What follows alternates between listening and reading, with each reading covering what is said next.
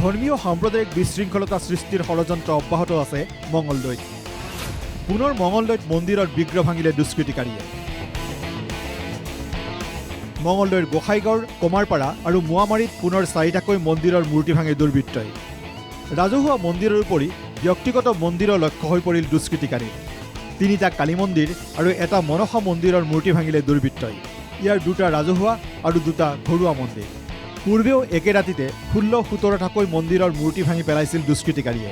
21 জানুৱাৰীত সেই ঘটনা সংঘটিত হোৱাৰ পাছত পুনৰ বৃহস্পতিবাৰে নিশা 4টা মন্দিৰৰ বিগ্ৰহ লণ্ডভণ্ড কৰে দুৰ্বৃত্তই। 21 জানুৱাৰীৰ ঘটনাৰ পাছত আৰক্ষীয়ে কৰায়ত্ব কৰিছিল 5জন লোকক। কিন্তু আৰক্ষীয়ে এদল দুৰ্বৃত্তক কৰায়ত্ব কৰাৰ পাছত পুনৰ সংঘটিত হ'ল অনুৰূপ ঘটনা। পুনৰ ঘটনাস্থলীত আৰক্ষীৰ দল উপস্থিত হৈ তদন্ত আৰম্ভ কৰিছে। যোৱাবাৰৰ ঘটনাত তেওঁলোক অলৰেডি জেল হাজতত আছে, গতিকে তেওঁলোকক আমি জড়িত থকাটো সম্ভাৱনা নাই। নিশ্চয় আমি তদন্ত কৰি আছোঁ, আমি উপস্থিত হৈছোঁ আৰু আমি অলৰেডি প্ৰিকশ্যনাৰী মেজাৰ আৰু আমি ল'ম। বাৰম্বাৰ ধৰ্মীয় অনুভূতিক এনেদৰে আঘাত কৰাত ৰাইজৰ মাজত প্ৰতিক্ৰিয়াৰ সৃষ্টি হৈছে।